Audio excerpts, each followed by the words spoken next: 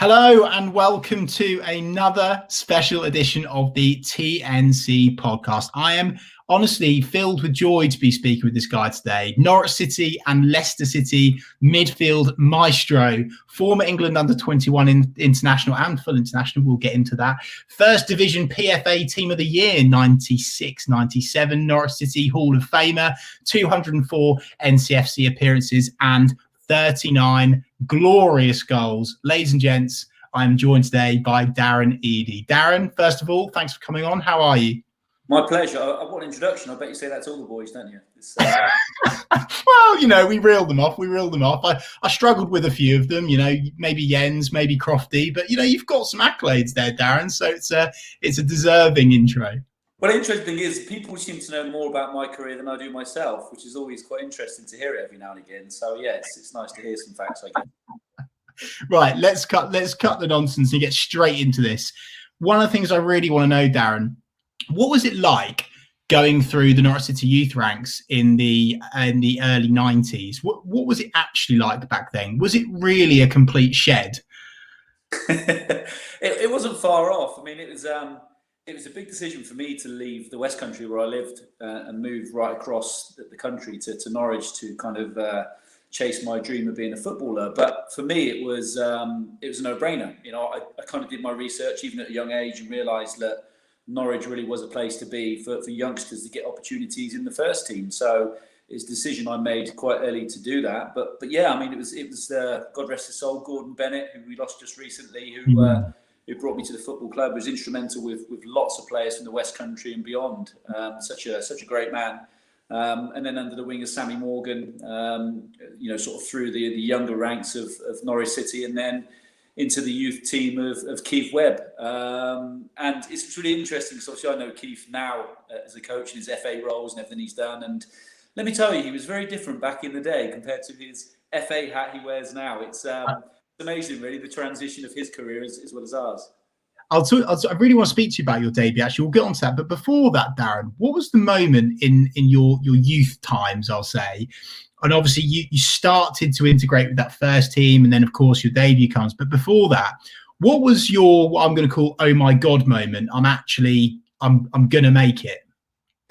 Well, I don't know if I really had one. I think I certainly wasn't the best player in the team. You talk about kind of United's 92-93 season or, youth team, and we had something similar on a bit of a different scale. There was Jamie Curtin, Adi Akinbaye, Andy Marshall, Andy Johnson, Chris Sutton was just above us. So there's lots of players that actually came through the youth ranks at that time into the first team. And, playing alongside Jamie was a joy. I knew Jamie as a kid. We were in digs together as well. But Jamie was the most natural goal scorer I've ever seen. His finishing was just unbelievably good. The problem with Jamie was his finishing off the pitch was just as good as well. So he would openly admit now that he didn't take his early career probably quite as serious as he should have done. But look at longevity he's had. So perhaps he did it the right way.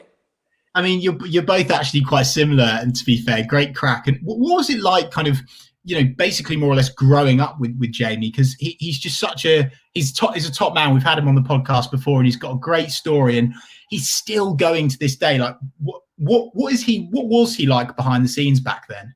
It was a nightmare. Jamie was a bit of a bad boy. I would like to think I kind of kept him on the straight and narrow at times, but there's so much more I could go into that. One particular one, I obviously won't mention any names, but he had a girlfriend at the time, and she wasn't feeling very well. So we had to go around and see her. I think he took her home or something, but she left her inhaler or something at our place, or all the way around. So I was the only one who could drive. Jamie couldn't drive at the time, but I hadn't passed my test.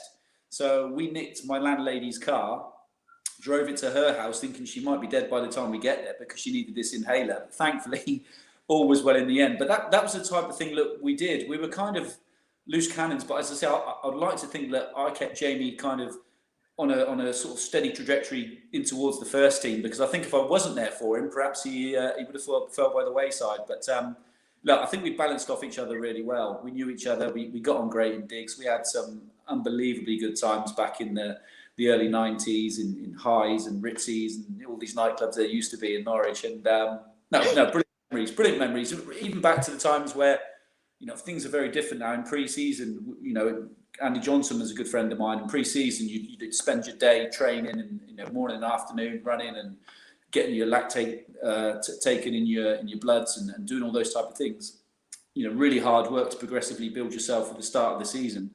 And we would then go down the pub in the afternoon. We'd go to the Bell in Norwich and have a few pints. So things have certainly changed a little bit. But that was the culture then, I guess. That was the way we did things, and that was the way we managed to relax and kind of progress into the first team. But yeah, I mean, brilliant memories of those times, particularly with that age group. It was a good group. Well, if you're listening or watching to this, be sure to make sure you're following the Talk Norwich City social media accounts, because we will be holding Darren accountable to that accusation, and we'll be tagging Jamie, and we'll see what Jamie says himself in response to that. Darren. He knows. Don't you worry about that. Okay. So moving on now to what I think could be the biggest debut, arguably, I mean, that I know of for a Norwich City player. September '93, Vitesse Arnhem. You actually start your first game for Norwich in the UEFA Cup. How? Just talk me through, rather than that game, the moment kind of leading up to that, and who told you, and how did you feel? Because to me, that's just like off the scale. Like, how did you handle that?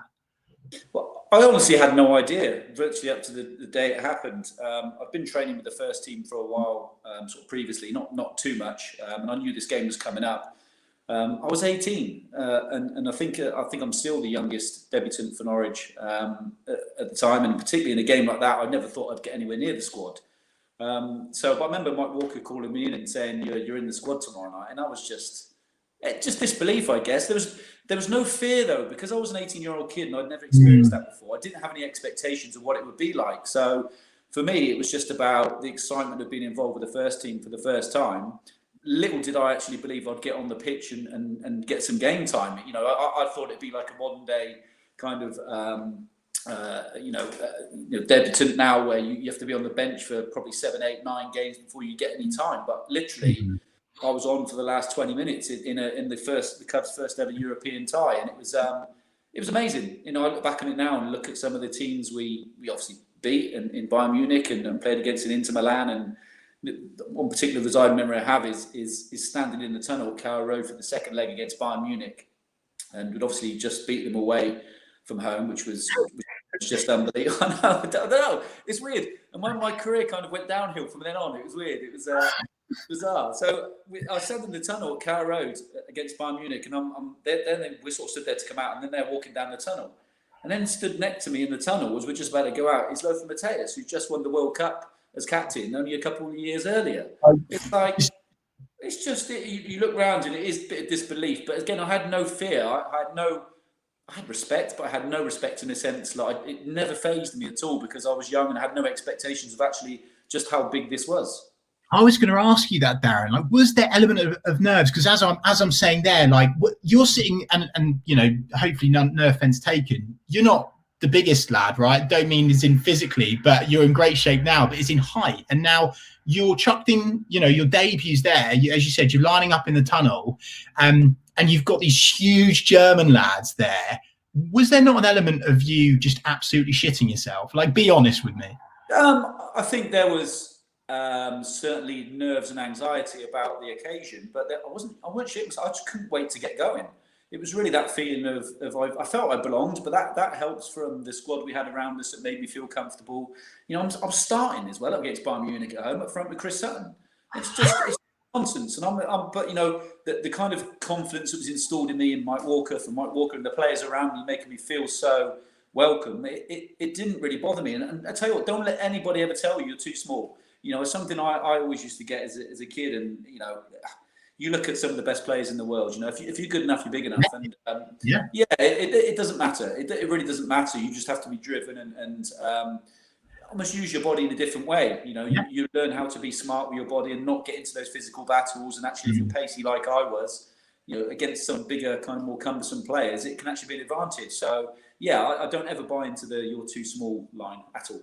No, I love that. It's a really good point. I mean, you think about Wes Hoolahan, you think about Lionel Messi. Of course, we know which one of those two are better. And you're totally right. It's very much a case of a lower sense of gravity can often actually be a huge power. A name that you mentioned. I had to learn against in the reserves because that was the ideal place to learn. So in Norwich's reserves, I mean, my debut against Chelsea away.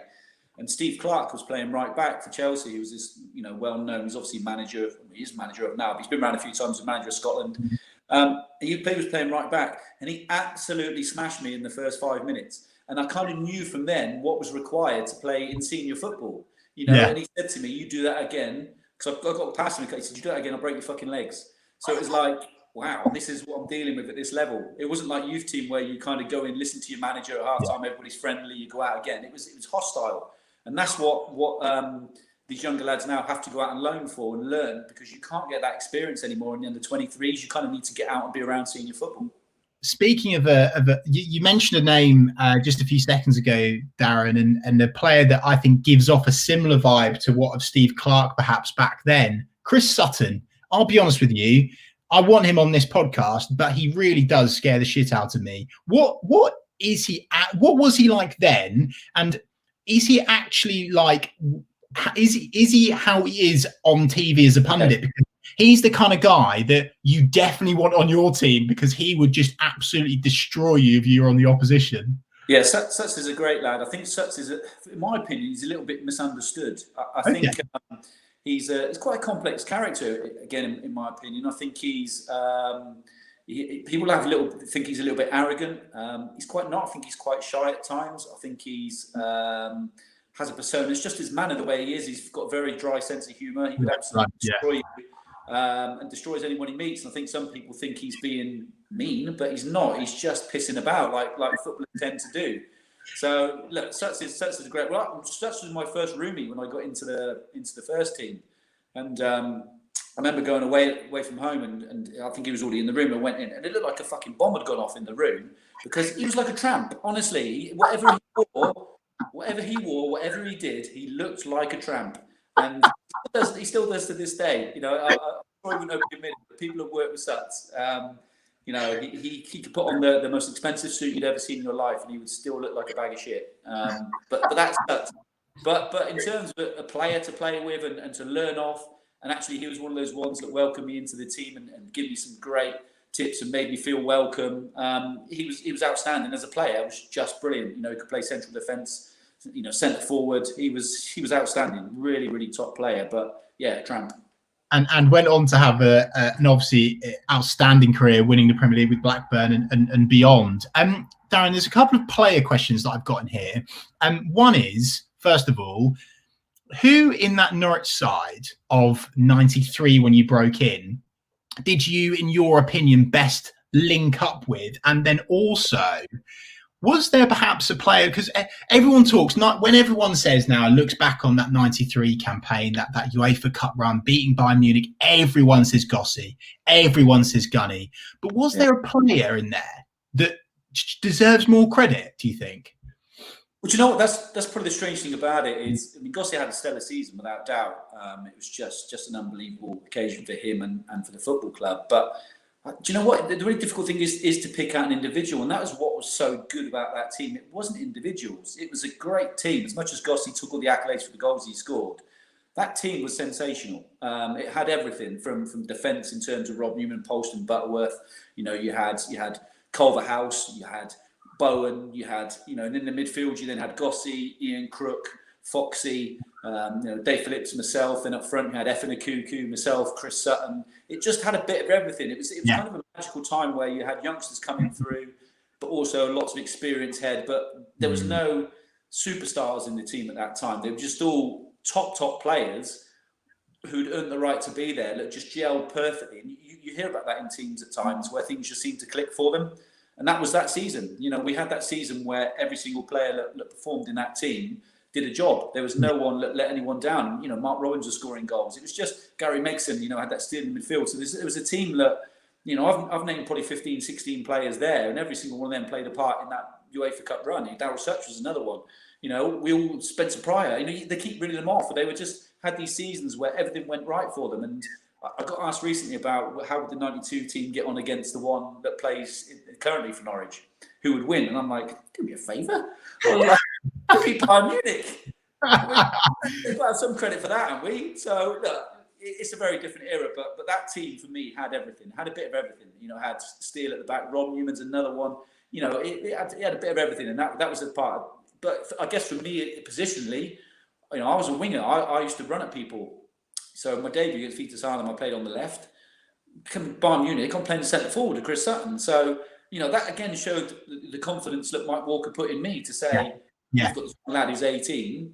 I'd rather play him than try and fit someone into a position we don't think's right for him. He knew I had a bit of pace and I could run around Suts and do all the Suts' running for him. But yeah, it was an absolute team, and that was it. For me, I guess someone like an Ian Crook would always stand out because he'd pick out a pass any week, any day. Such a dreamy Norwich side and such a fascinating insight. And I think you're right. I think looking back at that side, you look at them and you're right. There isn't necessarily, I know Gossi gets the accolade for the goals, right? But I just feel like, yeah, you're right. It was actually a collective performance, very much so. And Darren, one thing I want to ask you now is about the managers that you've worked under. Some big characters in there. Mike Walker, Martin O'Neill as well. Really interested to ask you, which sort of manager at Norwich City did you, in your opinion, thrive under? And also, which manager was the most difficult? Because, Mike Milligan has told me some stories and a half about Martin O'Neill back in the day, round the dinner table, etc. Which manager did you kind of just click with in your time at Norwich City? Millie would say that about Martin O'Neill because he didn't pick him. So, things then. Well, I'd like to think I got on pretty well and worked hard enough and did well enough for every manager. But for me, those two, I guess Mike Walker and Martin O'Neill, were the two managers that I fared the best under, I guess, because for me, they had a way of dealing with players individually. They wouldn't collectively, they collectively coach us, but for me, they were managers. They were man managers. They knew that perhaps I needed an arm around me and somebody else needed to kick up the arse. They were very different in how they treated their players. They were very good at man managing, and that for me was hugely important. And also as well, they didn't do much coaching. So Martin O'Neill and Mike Walker, you wouldn't see them out on the training pitch taking sessions so much. They would kind of hang around in the background, or you'd only see them on a Friday, a couple of days before, stay or so before a game. And then they had that aura about them. For me, I like that because it kind of got you up for the game. Whereas I think sometimes if you've got a manager that's around the whole time, sometimes I say familiarity breeds contempt. And I think sometimes when it's always there in your face and they're there, you kind of lose that little bit of edge. So for me, I felt I performed better in the managers that were kind of dipped in and out. And Mike Walker and Martin O'Neill certainly did that. But their man management skills was brilliant. I've seen him bollock people who are playing well. I've seen him absolutely put his arm around people when they're absolutely having a shocker because he knew how to get the best out of them. Martin O'Neill, is this, or Mike Walker? Both, but particularly Martin O'Neill. Martin O'Neill was probably the master at it. As I say, he had a way of just annihilating players, and you're thinking, oh my, he's destroying him. But that player would then want to go out and prove him wrong. Whereas other people would have done that too, would have completely capitulated and had a shocker. So he knew how to treat them individually, which was massively important for me. Blimey, I just couldn't imagine it. I think Martin O'Neill is just so deadpan, like serious, that I think it could go one of two ways. It's really interesting to get that insight from you. Dan, I'm going to ask you a bit of a strong question now, which is if you could go back through your time at Norwich City and start again as young Darren, left-sided midfielder, breaking in, what would you do differently? And do you have any sort of burning regrets on your playing days for Norwich City specifically? Is there something that you wish you'd said to someone? Is there something that you wish you had done? Should you have kicked the manager's door in at one point? Is there anything that you regret? I don't think so. And I think that's the important part is not to have regrets in your career. My time at Norwich, everything was going right for me. I broke into the team at 18. I was, consistent in the team from then on. I won Player of the Season. I got in the England squad under Glenn Hoddle when I was at Norwich in the full squad when I was playing in essentially what is the Championship now. It was on an upward trajectory. So actually, I played for every manager. I never played under anyone that I didn't really get on with. So for me, Norwich was the perfect fit. It was kind of all went a little bit wrong when I left Norwich, or things, sort of turned a bit more tricky then. But for me, I wanted to play in the Premier League. As much as I love Norwich, and I didn't want to leave. I've often talked about this. I didn't want to leave at the time, but circumstances meant that I had to, essentially. So yeah, difficult time, but Norwich, no regrets whatsoever. I can't think of one. I really can't. Good though, because you shouldn't have any regrets in never mind football, in life, full stop, Darren. And we'll get on to your departure in just a short moment, because I'd really like to unravel some of that information, actually. But before we go there, you mentioned his name. It's like you've done this before. You're good at this media business. Glenn Hoddle, we've all seen that picture of you and him. England scored 97. And you said it as well. We were in second tier at that stage. And I don't mean this in a rude way, but because of the fact that we were in the second tier, was there an element perhaps of you in perhaps some imposter syndrome? Did you feel like you were there and you were going to stay there? And what was it like being in the England team? Because there was some huge, like massive players in that squad at that time. What was that experience like for you, being in the second tier? Yeah, well, you talk about shitting yourself. I did at that time, because I was in the second tier and getting called up, and I was called up late into the squad originally, and went up and meet them, and they'd all been playing golf that day, and back in the 90s, you can imagine what kind of state they were in when I got to the 19th hole. But that was, you're talking about, it was Beckham, it was Scholes, it was Shearer, it was Gascoigne. Tony Adams. It was just Gareth Southgate's obviously now the manager. It was just, for me, an unbelievable time. And you talk about playing in the highest level. And I've played in the Premier League, but stepping up into that full England training was just incredible. The level again going up was like, shit, this is what you've got to get to be able to compete and stay in that squad, because it was an unbelievable squad at the time as well. It was a squad that, I guess, we always talk about underachieving. So it was, massively special. Just got fucking injured again, didn't I? So story of my career, but it was just a sensational thing to be part of, and all a little bit unbelievable. And again, the story I often tell was when I got the call up. Normally, you get a call in from your manager. Bruce Rott was the manager at the time. Normally, you get called into the manager's office, and he said, "Oh, congratulations, you've been called into the England squad. You're going to get a phone call from Glenn Hoddle, or whoever's the manager at the time. Well done, blah blah blah." I didn't have any of that. I got a phone call on my mobile phone. Bearing in mind, mobile phones weren't that great in those days, in the early 90s. I didn't often have that many calls. I probably had about 10 people on my phone. And the number comes up, and I didn't recognise it. So I didn't recognise the number. I thought, well, I wouldn't answer it. So I didn't answer it. Then it rang again and again. I thought, I better answer it. So I answered it, and I said, "Oh, hello." And he said, "Oh, hello, is that Darren?" I'm like, "Yes, yeah, it is, yeah." And he said, It's Glenn Hoddle here." And I went, "Yeah, fuck off," and just put the phone down. And no. Yeah, because I thought it was just one of my mates taking the piss, because I never thought of anywhere near the England squad. So I told him to F off. This phone call rang again and again, and I'm thinking, no, it couldn't have been, could it? And it rang again, and I'm thinking, do I leave? Oh, I forgot, I'm going to have to answer it. So I answered it again. He went, "No, it seriously is Glenn Hoddle." And you can imagine how apologetic I was after that. Like I just binned off the England manager who was calling me into his squad. So yeah, it was bizarre. Because I say normally you get the call up from your manager, it's coming, but I didn't have a clue. It was totally out of the blue. I bet you he made you do some extra runs when you joined the squad for that, for sure. Well, you talk about great players. He used to join in training as well, and you talk about the level of the standard. Even him in that age when he was then, when he was pinging balls about for fun, and I was struggling to keep up with him because he was that good. Speaking of pinging balls about for fun as well, you speak about the players in that England squad. Two names that really stand out for me there: Paul Scholes, David Beckham. What was it like sharing the turf with those two lads? Like, I cannot fathom it that you've done that. It's just absolutely incredible achievement.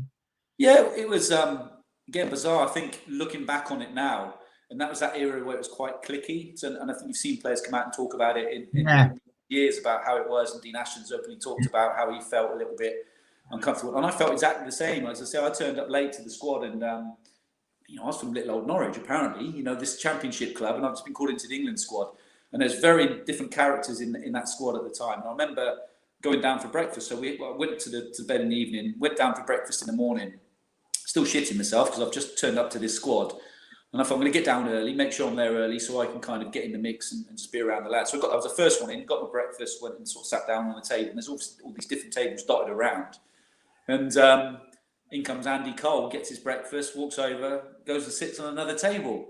And I'm like, fucking hell. So you could see straight away there was this division of clubs, like United players sat over there, the Arsenal players sat over there, and there was kind of me and a few other lads from different clubs all sort of sat together, and it was very strange. But there was probably two in particular that were brilliant as soon as I turned up. And one was Jamie Redknapp and one was Ian Wright, and they both come up and give me massive hugs, saying, "Welcome to the squad. You deserve to be here." And that all of a sudden makes you relax. And even Gazza didn't have a clue who I was. He didn't have a clue. And I remember we were playing pool one night, and I'm sat there, this kid in the corner. See, I was only 20, I can't remember what it was. I was pretty young, but Gazza was kind of in the height of his career at the time. And I think everybody had a few drinks, and we were playing some pool, and Gazza loved the game of pool. So I'm sat there sort of biding my time, and all the lads are playing. And he says to me, do you want a game? I go, yeah, go on then. He went, we'll set them up. So I set the balls up, put one in the triangle, did it all properly, set them all up. He says, I'll let you break. So I break, one didn't go in. He then cleared the fucking table, didn't get a shot. And he just come over years later. And then I walked off and sat down again. So it was up each time he played, he spent in the boozer playing pool. It was, but just been absolutely owned by Gazza on the pool table, which is, again, a nice story to tell, but didn't make me feel great at the time. He could let me pop one, couldn't he? It's so interesting that you speak. I mean, we've heard recently, Jay Comfrey did a fantastic interview with I think it was Rio Ferdinand, Frank Lampard and Stevie G, speaking about the cliquey nature of the England squad. It's almost like a detriment to the English football system. We've got such a good league, the best league in the world, supposedly, but that's impacted the international game. And it's fascinating to hear that it was cliquey, even back when you broke in as well.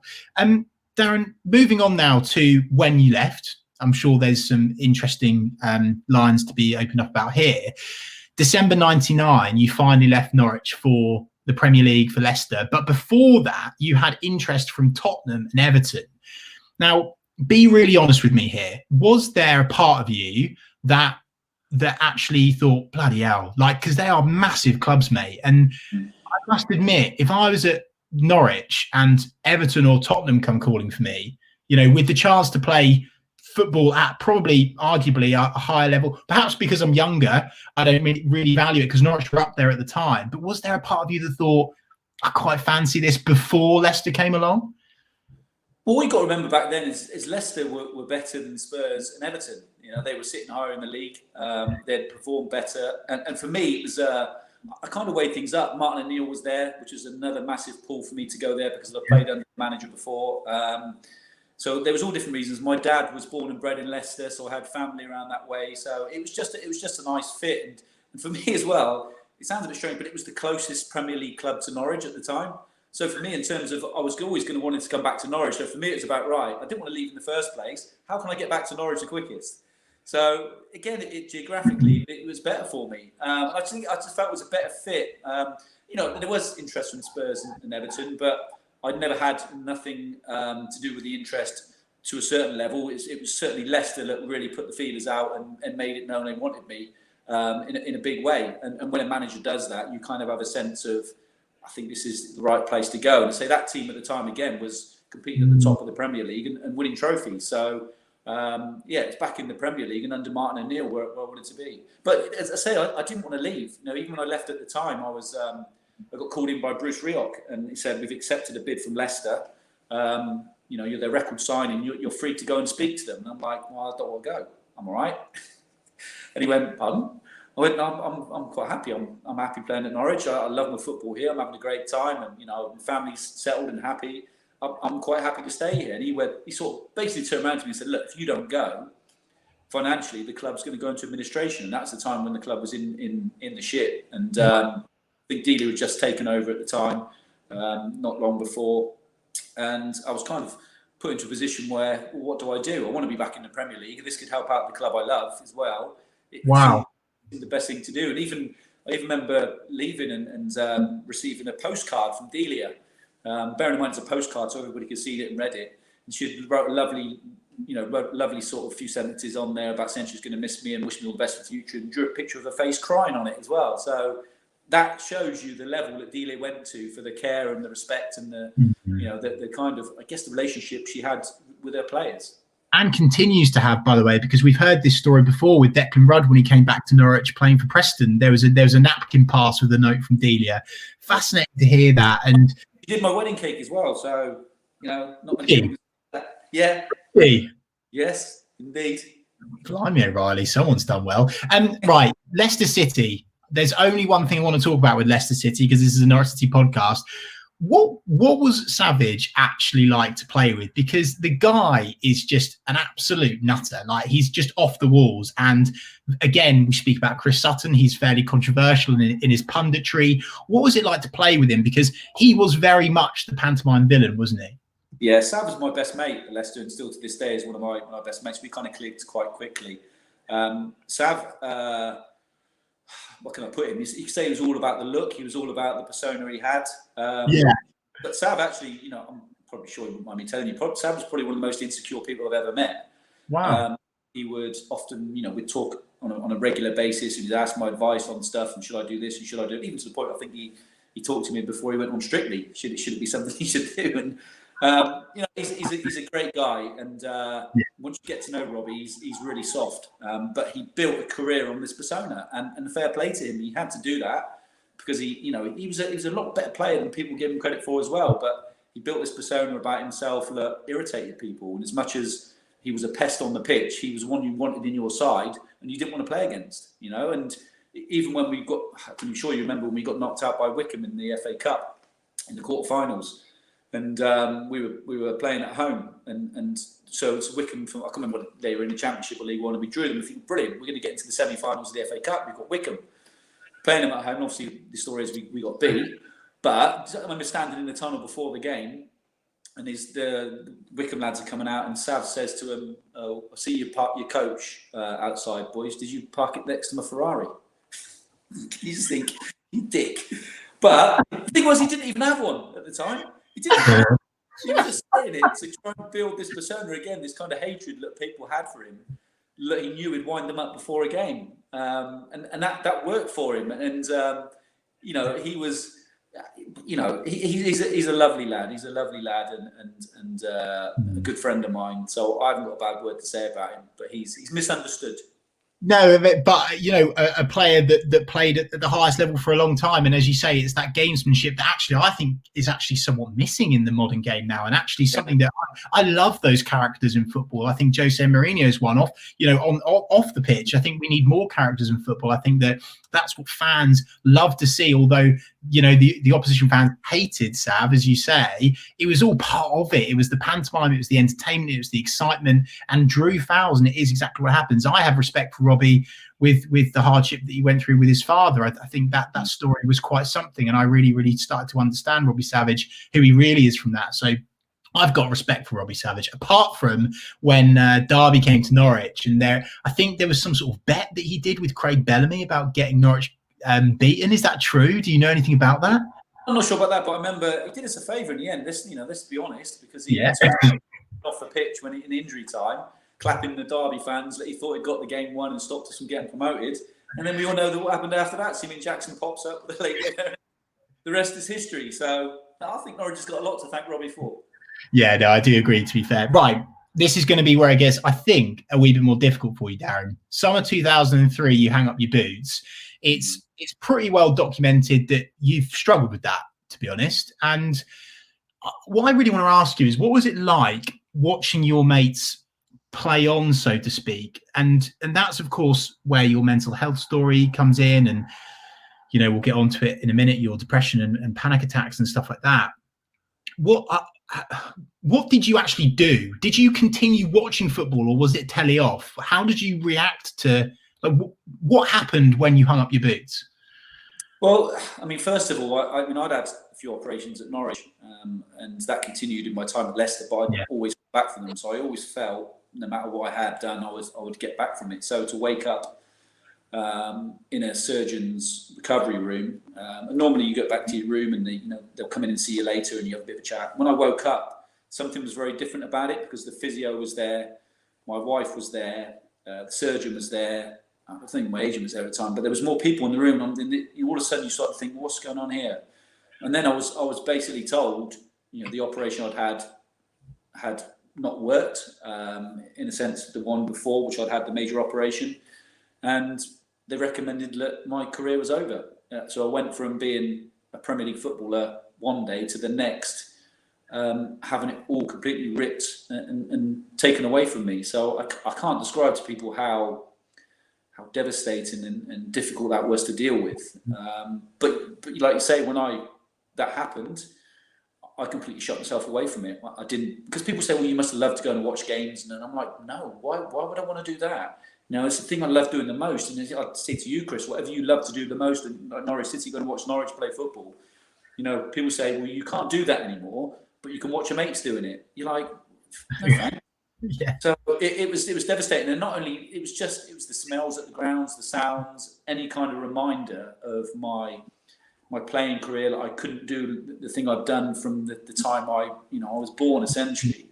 To have that taken away was absolutely devastating, and took me to a place where I completely lost my identity. I didn't know what I was, where I was, what time it was, and so it was a really difficult period for me. Well, yeah, and actually, this is a really interesting point. I've obviously done some research before this, Darren, and you were quoted once saying, "Being a professional footballer is like being in a goldfish bowl. You don't know about anything else in the outside world." So, for me, when I listen to that quote, and then I hear about you, just literally, basically, the telly is turned off. You're off. So, what the hell did you do? Like, what did you do with your time? Honestly. Nothing. That was the point. I thought I'd earned a few quid out of the game at the time, and I was in a position where I thought, I'm nearly 30. I was 28, and I'm kind of almost thinking, if I'm sensible, I can live my life out and do what I want, and go and play golf, and that seemed the right thing to do. Very quickly, it became evident that it wasn't. It was a massive struggle. I didn't know if it was a weekday or a weekend. I was getting up and sort of 10 o'clock during the day, and even the holidays became a bit of a bind for me because my knee was still so sore. I couldn't go out and play with the kids in the garden. I couldn't go for a run. I couldn't do anything like that. So I was really restricted as to what I could do. And it took a massive toll on me. And I didn't think I realised at the time just how much. I felt so low that I couldn't go into my local post office and look at my postman in the eye. I couldn't talk to people. I felt like I was losing myself, essentially, and I shut myself away from it, to a point where it got to the point where I needed to get that help. And it was just, looking back on it now, it's really difficult to even fathom how I got through what I did. And that sounds probably a little bit of an arrogant thing to say when people say, "Oh, you're a footballer. You had a great career. You did this, you did that." But it doesn't matter what your career is like. It's any devastation that anybody gets at any point in their life that can flick a switch in you to make you change. And it did to me. I felt a little bit of resentment. I couldn't play anymore. I didn't want to. My mates, I didn't want to see them playing football. So it became. I guess I wasn't probably a very nice person for a while. It became very difficult, and that took its toll on everybody around me as well. But my wife was amazing. She got me through all that sort of times. And I'm sorry. You're right. It's okay, mate. You're right. It's fine. Don't worry. It's fine, mate. It must just be. I think that you are a phenomenal man. I think I'm proud as a Norwich fan to associate myself with you in my football club.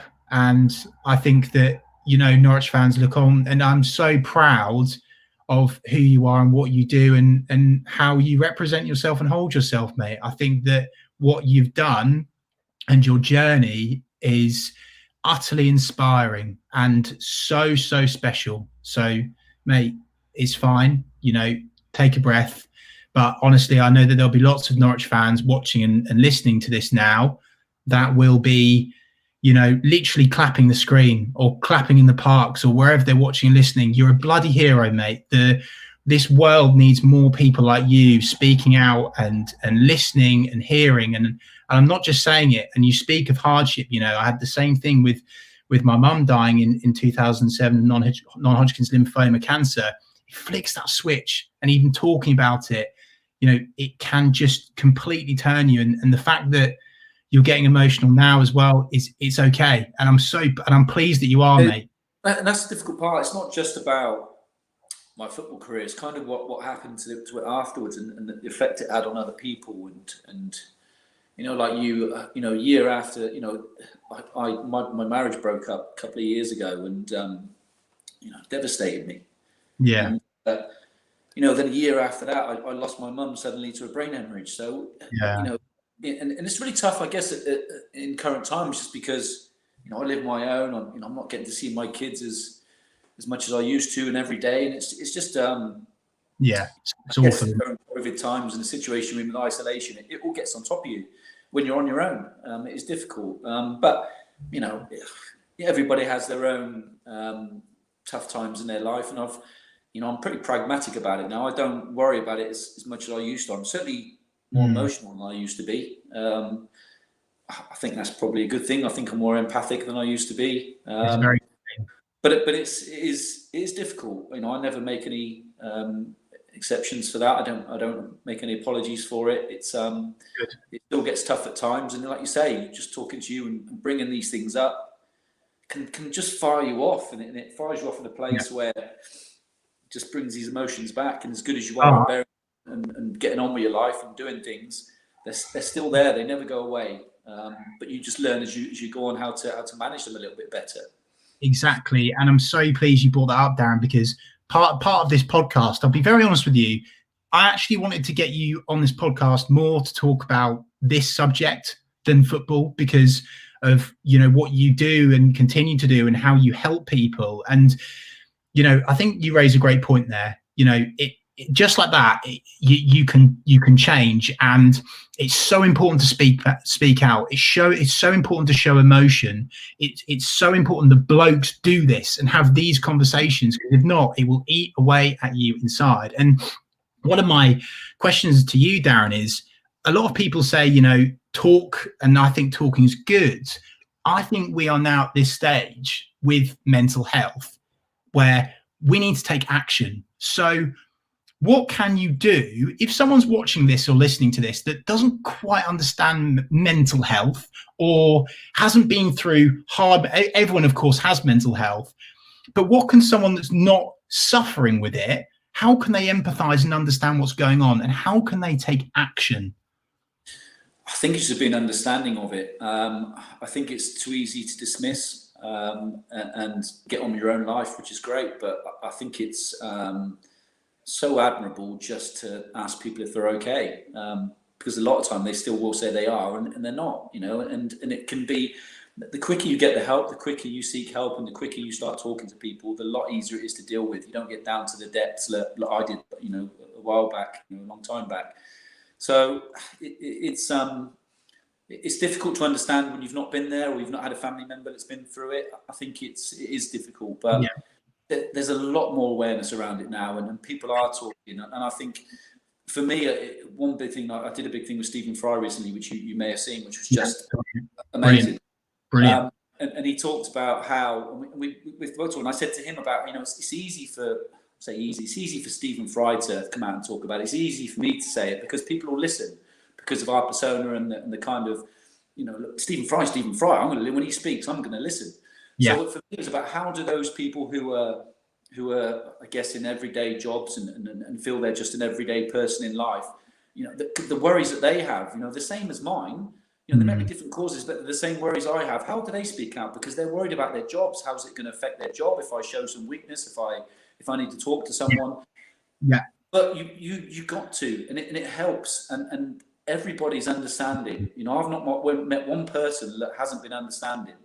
Well, it's one, but I won't talk about that. But there's been, you come across the odd person, but generally people are very, very helpful and want to help and caring, empathic people. And it's just so important to make that first step. And it wasn't about for me going to the Samaritans or one of these big, entities that are out there to talk to, because for me that was a bit faceless. It was very much, I felt I was being judged. For me, it was about just speaking to someone I knew who would understand me.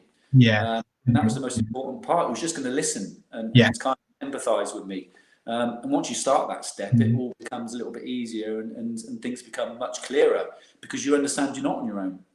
Now, yeah, I think you're totally right, and you've nailed it there, Darren. And something that I've noticed since lockdown 2 is the amount of people DMing me saying, Chris, I'm not in a good place right now. And I'm sure because of your work, you've had a lot of people, open up to you as well.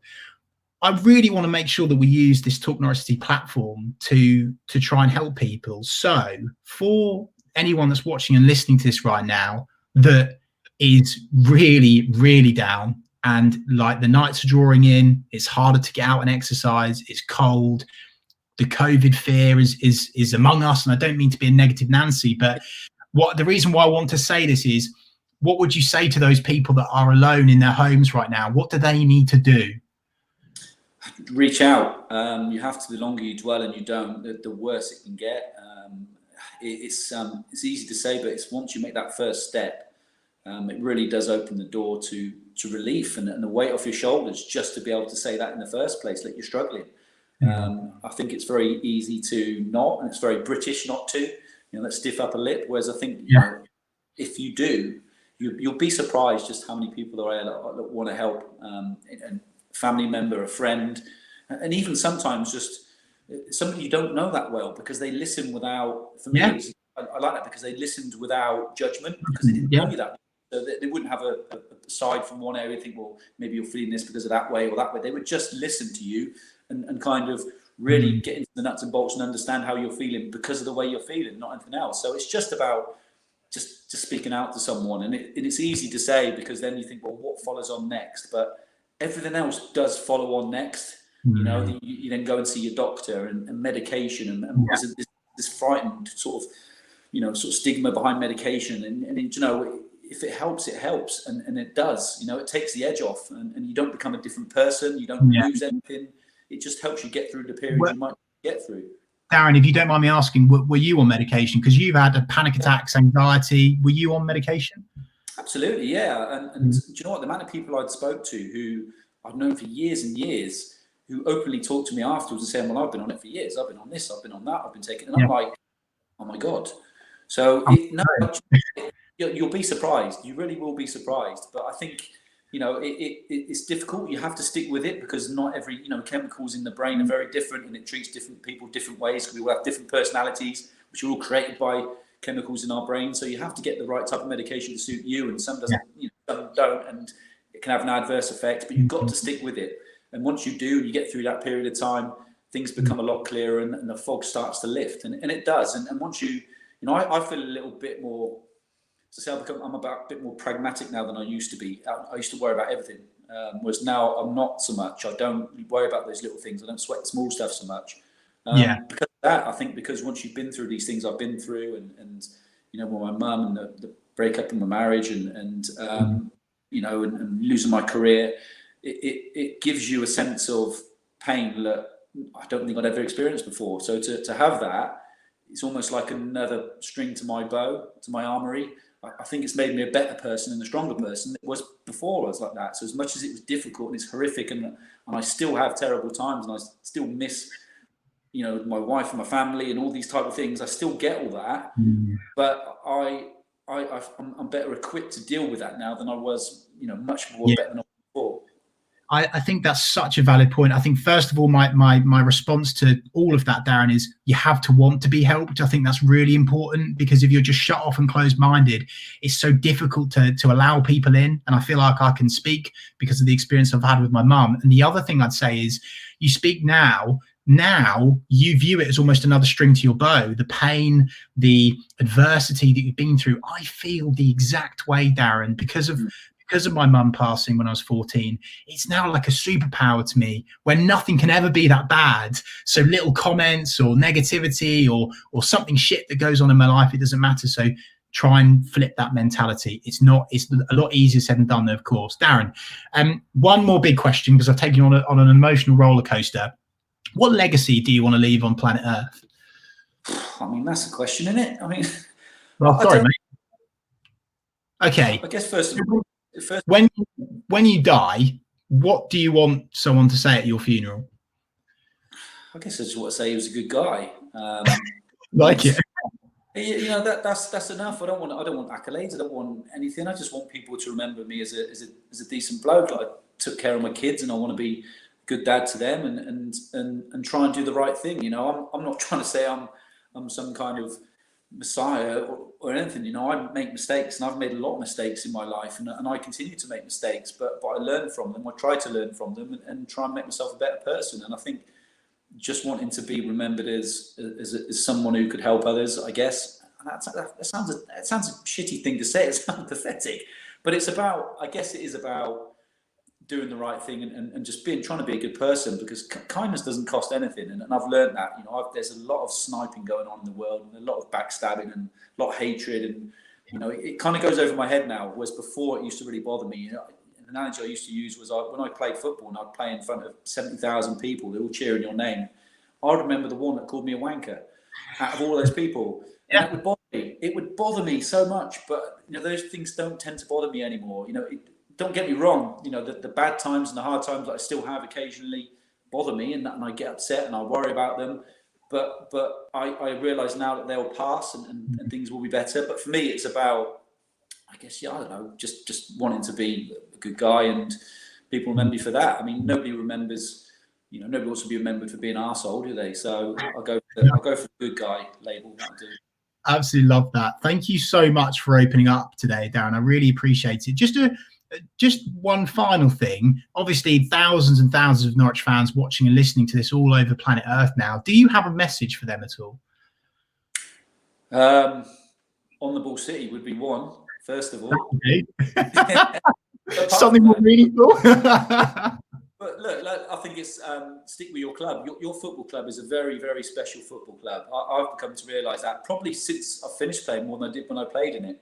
Seeing the people around it, the people who work behind the scenes, I don't think you get to see that so much. And the fantastic work the football club does, it's an amazing club to be part of, because I've noticed this in recent times when I did the stuff for the Stephen Fry article and the piece with him and with other people, and working with the football club and the media team. They're very, very good at being in the forefront of challenging stigmas and stereotypes and inviting people in and doing the right thing. And as a football club, that's something that Norwich City fans should be very proud of, because every fan I speak to around the country from other football clubs has great admiration of Norwich City. And that for me is key to anything. Love that. Darren, thank you so much. And that is it for everyone watching and listening to this now. We really appreciate your time and attention as always. Thank you, Darren, for coming on. Really appreciate your time today, buddy. On the Ball City, mate. No problem at all. Thank you very much. And don't forget, if you're listening on iTunes, give us a 5-star review, not a 4-star. Don't you dare do that. If you're watching on YouTube, give us a thumbs up and give us a tweet. If you've enjoyed this episode today, tweet Darren, tweet myself, tweet Talk Norwich City. We want to hear from you. What did you think? Let's hear your tweets. Thank you so much for watching. Chris made me cry. No one's done that before. Mate, I'm proud you did, and I'm sure Norwich fans will say the same. Thanks very much, mate, and on the Ball City. My pleasure.